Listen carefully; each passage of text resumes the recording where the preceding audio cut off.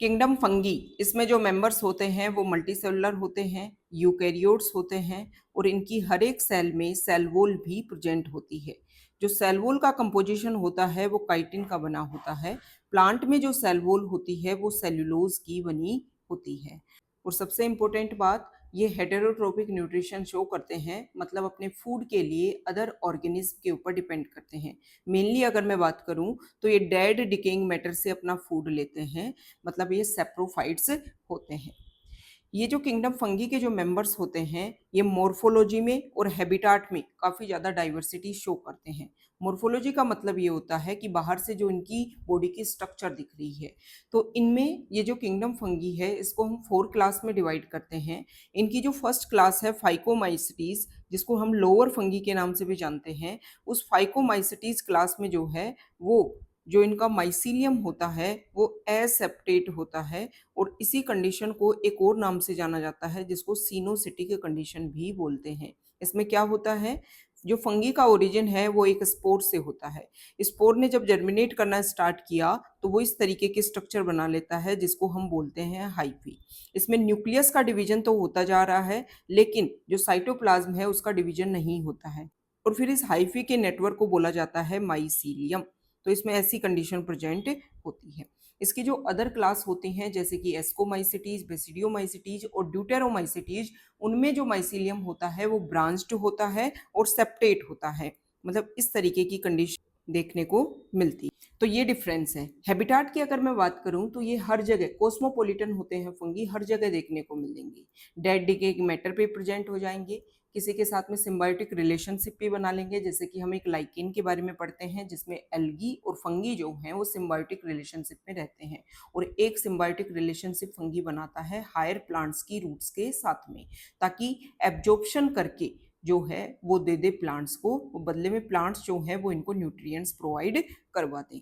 तो ये तो दो सिम्बायोटिक रिलेशनशिप हैं फंगी के। इसके अलावा जो है वो फंगी फूड के ऊपर भी रह सकता है, मतलब जो ब्रेड हैं उनके ऊपर भी ये अपने आप को ग्रो कर सकता है। जैसे कि इसका एक एग्जांपल होता है राइजोपस। राइजोपस जो है वो फूड के ऊपर, ब्रेड के ऊपर डेवलप हो जाएगा, इसलिए उसको ब्रेड मोल्ड के नाम से जानते हैं।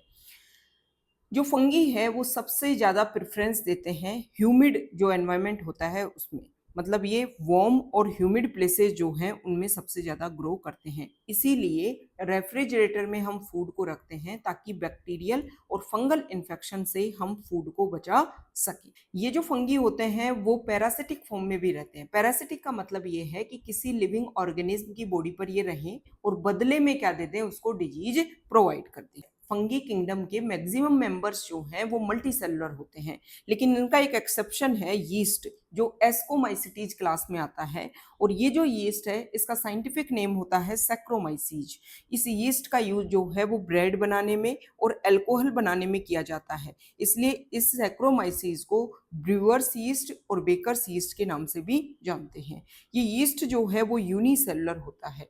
इसके अलावा जो अदर फंगी हैं वो फिलामेंटस स्ट्रक्चर में प्रेजेंट होते हैं। और फिलामेंटस स्ट्रक्चर तुम्हें बता ही दिया, पहले हाइफी बनेगा और फिर हाइफी का नेटवर्क जो है वो मिलकर के माइसीलियम बनाता है। तो मैंने बता दिया कि ये कहाँ कहाँ किस किस फॉर्म में प्रेजेंट रह सकते हैं। अगर मैं रिप्रोडक्शन की बात करूं तो जो फंगी होता है उसमें तीनों टाइप का रिप्रोडक्शन देखने को मिलता है, मतलब वेजिटेटिव तरीके से भी रिप्रोडक्शन होगा, एसेक्सुअल रिप्रोडक्शन भी होगा और सेक्सुअल रिप्रोडक्शन भी होगा। वेजिटेटिव रिप्रोडक्शन 3 टाइप से देखने को मिलता है, फ्रेगमेंटेशन, फिजन और बडिंग। जो यूनिसेलुलर फंगी है यीस्ट, उसमें तो वेजिटेटिव रिप्रोडक्शन होता है फिजन और बडिंग के थ्रू। और जो फिलामेंटस फंगी होते हैं उनमें वेजिटेटिव रिप्रोडक्शन जो है वो फ्रेगमेंटेशन के थ्रू होता है। एसेक्सुअल रिप्रोडक्शन और सेक्सुअल रिप्रोडक्शन दोनों ही टाइप का रिप्रोडक्शन जो है वो स्पोर के थ्रू होता है। मतलब फंगी की जो 4 क्लास हैं उनमें एसेक्सुअल रिप्रोडक्शन के टाइम में भी कुछ स्पोर बनेंगे और सेक्सुअल रिप्रोडक्शन के टाइम में भी कुछ स्पोर मिलेंगे। फिर डिफरेंस क्या है, एसेक्सुअल रिप्रोडक्शन जो होता है उसमें एक ही फंगी की रिक्वायरमेंट है, मतलब उसी में जो है वो माइटोटिक डिवीजन करके स्पोर का फॉर्मेशन हो जाएगा। और सेक्सुअल रिप्रोडक्शन जब होगा तब 2 फंगी की रिक्वायरमेंट होगी, 2 फंगी की 2 सेल्स आपस में फ्यूज होंगी, जिसमें फर्स्ट स्टेप होता है दोनों सेल का जो प्रोटोप्लाज्म है उनका फ्यूजन। प्रोटोप्लाज्म क्या होता है, सेल में सेल मेम्ब्रेन के अंदर जो कुछ भी प्रेजेंट है उसको बोला जाता है प्रोटोप्लाज्म। तो सेल के अंदर क्या क्या प्रेजेंट होगा, एक तो jelly like substance cytoplasm present होगा और एक न्यूक्लियस प्रेजेंट होगा। तो जो प्लाज्मोगेमी होती है सेक्सुअल रिप्रोडक्शन की फर्स्ट स्टेप, उसमें दोनों सेल का जो है वो प्रोटोप्लाज्म आपस में फ्यूज होता है, मतलब न्यूक्लियस और साइटोप्लाज्म।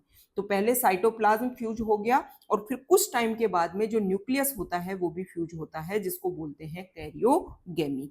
फिर दोनों सेल के जब न्यूक्लियस आपस में फ्यूज हुए तो डिप्लॉइड कंडीशन बन गई। फिर उसमें होता है मियोसिस, और मियोसिस होने के बाद में जो है वो हैप्लॉइड स्पोर बनते हैं और फिर वो स्पोर दोबारा से जर्मिनेट करके पहले हाइफी बनाएंगे, फिर जो है वो माइसीलियम का फॉर्मेशन कर लेंगे। तो ये सेक्सुअल रिप्रोडक्शन में होता है। एसेक्सुअल रिप्रोडक्शन में क्या होगा, मान लो ये कोई फंगी है, इस फंगी पे जो है वो फ्रूटिंग बॉडीज का फॉर्मेशन हुआ, उसमें जो है वो स्पोर बने, फिर एक फ्रूटिंग बॉडी फटी, स्पोर बाहर निकले, फिर स्पोर ने जर्मिनेट करके पहले हाइफी बनाया, फिर माइसीलियम बनाया और इस तरीके से उसी क्लास की फंगी का फॉर्मेशन कर लिया। अब ये एसेक्सुअल रिप्रोडक्शन का टाइप हो गया।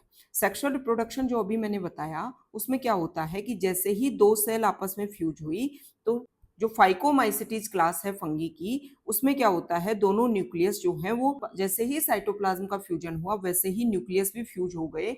मतलब इसमें N+N कंडीशन नहीं देखने को मिलती है। जो एस्कोमाइसिटीज क्लास है उसमें कुछ देर के लिए N+N दो न्यूक्लियस जैसी कंडीशन देखने को मिलती है एक ही सेल में, और जो बेसिडियोमाइसिटीज है उसमें कुछ ज्यादा देर के लिए जो है वो N+N कंडीशन देखने को मिलती है। अब ये जो स्टेज है इसको तो बोलते हैं डाइकैरियोफेज, और ये जो कंडीशन है इसको बोला जाता है डाइकैरियोन। डाइकैरियोन का मतलब होता है, डाई मीन्स होता है टू और कैरियोन का मतलब होता है न्यूक्लियस। दो न्यूक्लियस जो दिखाई दे रहे हैं, जिस फेज में दिखाई दे रहे हैं उसको तो डाइकैरियोफेज बोल देंगे, और जो कंडीशन है उसको डाइकैरियोन कंडीशन बोल देंगे। समझ में आ गई बात। ये फंगी की जो हमने 4 क्लास डिवाइड की हैं इसके कुछ बेसिस होते हैं। माइसीलियम की मॉर्फोलॉजी कैसी है, स्पोर का फॉर्मेशन कैसे हो रहा है, और फ्रूटिंग बॉडी का जो फॉर्मेशन है उसके बेसिस पर फंगी को 4 क्लास में हम डिवाइड कर देते हैं। वैसे तो मैंने आपको बेसिक आइडिया दे दिया है 4 क्लास का, लेकिन आपके लिए यहाँ पर एग्जाम्पल जो है वो इम्पोर्टेंट हो जाते हैं, और ये जो क्लास है इनके मेंबर्स कहाँ पर ग्रो करते हैं।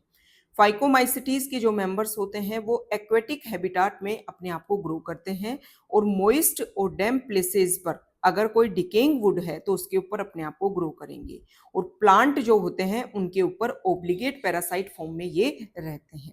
एग्जाम्पल क्या क्या होता है, तो एग्जाम्पल में हो जाएगा म्यूकर जिसको हम डंग मोल्ड के नाम से जानते हैं, राइजोपस जिसको ब्रेड मोल्ड के नाम से जानते हैं, और एल्ब्यूगो जो है वो मस्टर्ड की लीव्स के ऊपर व्हाइट स्पॉट क्रिएट करता है, मतलब ये पैरासिटिक फंगी होता है। फाइकोमाइसिटीज में एसेक्सुअल रिप्रोडक्शन के टाइम में दो टाइप के स्पोर बनते हैं, एक होता है जू स्पोर जो मोटाइल होते हैं मतलब चल सकते हैं, और एक होता है एप्लेनोस्पोर जो नॉन मोटाइल होते हैं। एप्लेनोस्पोर का ही एक दूसरा नाम होता है जिसको स्पोरेंजियोस्पोर बोलते हैं, ये आपको ध्यान में रखना है। नेक्स्ट क्लास है एस्कोमाइसिटीज। एस्कोमाइसिटीज को हम कॉमनली सेक फंगी के नाम से जानते हैं। एस्कोमाइसिटीज के ज्यादातर मेंबर्स मल्टीसेलुलर होते हैं जैसे कि पेनिसिलियम, और कुछ यूनिसेलुलर होते हैं जैसे कि यीस्ट। मतलब जो फंगी क्लास में जो यूनिसेलुलर पार्ट है वो कौन सी क्लास में आता है, एस्कोमाइसिटीज क्लास में आता है। साइंटिफिक नेम होता है यीस्ट का सैक्रोमाइसीस। शुरुआत में मैंने बताया कि ब्रेड बनाने में और अल्कोहल बनाने में इसका यूज होता है, इसलिए इसको ब्रूअर्स यीस्ट और बेकर्स यीस्ट के नाम से जानते हैं। ये सेप्रोफिटिक हो सकते हैं, डीकम्पोजर्स हो सकते हैं, पैरासिटिक हो सकते हैं, और कोप्रोफिलस मतलब डंग के ऊपर ग्रो करते हैं। माइसीलियम जो है वो इनका ब्रांच्ड होता है और सेप्टेट होता है। शुरुआत में ही मैंने समझा दिया था कि जो फाइकोमाइसिटीज होता है उसका माइसीलियम ही एसेप्टेट और सिनोसिटिक होता है। बची हुई तीनों क्लास का जो माइसीलियम है वो ब्रांच्ड और सेप्टेट होता है। एसेक्सुअल स्पोर जो हैं वो कोनिडिया बनते हैं इनमें, और जो सेक्सुअल स्पोर होते हैं वो एस्कोस्पोर बनते हैं। इनमें जो फ्रूटिंग बॉडी होती है वो सैक लाइक स्ट्रक्चर होती है, और ये जो सैक लाइक स्ट्रक्चर है इसीलिए इसको सैक फंगी के नाम से जानते हैं। एग्जाम्पल होते हैं इसमें, एक तो यीस्ट हो गया, एक पेनिसिलियम हो गया जिसका यूज हम एंटीबायोटिक बनाने में काम करते हैं, एक एस्परजिलस हो गया, क्लेविसेप्स हो गया, और न्यूरोस्पोरा। न्यूरोस्पोरा का जेनेटिक स्टडीज में काफी ज्यादा यूज होता है, इसलिए इसको ड्रोसोफिला ऑफ प्लांट किंगडम के नाम से जानते हैं, क्योंकि पहले फंगी जो है वो प्लांट किंगडम में ही आता था, इसीलिए इसको नाम दिया गया है।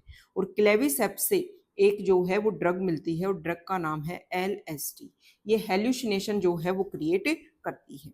कुछ मेंबर्स होते हैं जैसे कि मोरेल्स और ट्रफल्स, इनको डेलिकेसीज के फॉर्म में जो है वो यूज किया जाता है, मतलब ये एडिबल होते हैं। नेक्स्ट क्लास है बेसिडियोमाइसिटीज। बेसिडियोमाइसिटीज को हम मशरूम के नाम से जानते हैं, ब्रैकेट फंगी के नाम से जानते हैं और पपवोल के नाम से जानते हैं। बेसिडियोमाइसिटीज के मेंबर सोइल में और इसके अलावा जो लोग और स्टम्प होते हैं, ट्री स्टम्प, उनके ऊपर ग्रो करते हैं। लोग का मतलब ये है कि एक प्लांट जो है उसको कट कर दिया इस तरीके से, और जो उसका स्टेम गिरा हुआ है इसको तो बोलेंगे लोग। और ये जो ट्री का ये स्टेम वाला पार्ट जो अभी भी अटैच है रूट्स के साथ में, इसको बोला जाता है स्टम। इसके अलावा ये जो है वो प्लांट बॉडी जो है उनके अंदर पैरासाइट के फॉर्म में रहते हैं, जैसे कि रस्ट और स्मट, मतलब पक्सीनिया और अस्टीलियम। इनमें भी माइसीलियम ब्रांच्ड और सेपरेट होता है। एसेक्सुअल स्पोर इसमें बनते नहीं है क्योंकि एसेक्सुअल रिप्रोडक्शन इनमें एब्सेंट होता है। सेक्सुअल रिप्रोडक्शन में जो है फ्रूटिंग बॉडी इनमें बनती है बेसिडियोकार्प, और बेसिडियोकार्प जो है उसके ऊपर उसके बाहर जो है वो बेसिडियोस्पोर बनते हैं मियोसिस के थ्रू। तो इनमें एक्जोजीनस जो है स्पोर का फॉर्मेशन होता है। अगर हम बात करें इनके एग्जाम्पल की, तो एक तो होता है इसमें एडिबल, जो मशरूम हम खाते हैं ना अगेरिकस, वो इसी में आता है। एक होता है अस्टिलेगो, एक होता है पक्सीनिया। अस्टिलेगो का कॉमन नेम होता है स्मट और पक्सीनिया कॉमन नेम होता है रस्ट। ये दोनों ही जो है वो पैरासिटिक फॉर्म में रहते हैं। लास्ट क्लास है ड्यूटेरोमाइसिटीज। इसको हम इम्परफेक्ट फंगी के नाम से जानते हैं क्योंकि इनमें एसेक्सुअल और वेजिटेटिव फॉर्म्स का ही हमें पता है रिप्रोडक्शन का, सेक्सुअल का नहीं पता है। सेक्सुअल रिप्रोडक्शन इनमें देखने को नहीं मिलता है। तो जब कोई नई फंगी मिलती है तो उसको सबसे पहले हम ड्यूटेरोमाइसिटीज में रख देते हैं। जैसे ही उसकी सेक्सुअल स्टेज का पता चलता है तो उसको हम एस्को या बेसिडियो में ट्रांसफर कर देते हैं। फाइको में क्यों ट्रांसफर नहीं करते? क्योंकि जो 3 क्लास हैं उनका माइसीलियम ही ब्रांच्ड और सेपरेट होता है। जो फाइकोमाइसिटीज है उसका माइसीलियम जो है वो एसेप्टेट और सिनोसिटिक होता है। तो अगर पहली बार में ही कोई फंगी में एसेप्टेट माइसीलियम देखने को मिल रहा है तो उसको तो हम डायरेक्टली ट्रांसफर कर देंगे ना फाइकोमाइसिटीज में। समझ में आई बात? ये जो ड्यूटेरोमाइसिटीज के जो मेंबर्स होते हैं इनमें एसेक्सुअल रिप्रोडक्शन के टाइम जो स्पोर बनते हैं वो कोनिडिया बनते हैं, और कोनिडिया जो है वो एक्जोजीनस बनते हैं, मतलब जो फ्रूटिंग बॉडी है उसके बाहर बनते हैं। सेक्सुअल रिप्रोडक्शन होता नहीं, इसलिए सेक्सुअल स्पोर जो है इनमें देखने को नहीं मिलते हैं। माइसीलियम वही सेप्टेट होगा और ब्रांच्ड होगा। ड्यूटेरोमाइसिटीज के कुछ मेंबर्स जो होते हैं वो सेप्रोफाइट्स होते हैं, पैरासाइट होते हैं, और ज्यादातर मेंबर्स जो हैं वो डिकम्पोजर्स होते हैं, लिटर के, लिटर मतलब कचरा, और मिनरल साइक्लिंग में हेल्प करते हैं। इसके जो एग्जाम्पल होते हैं वो अल्टरनेरिया है, कोलेटोट्राइकम है और ट्राइकोडर्मा है।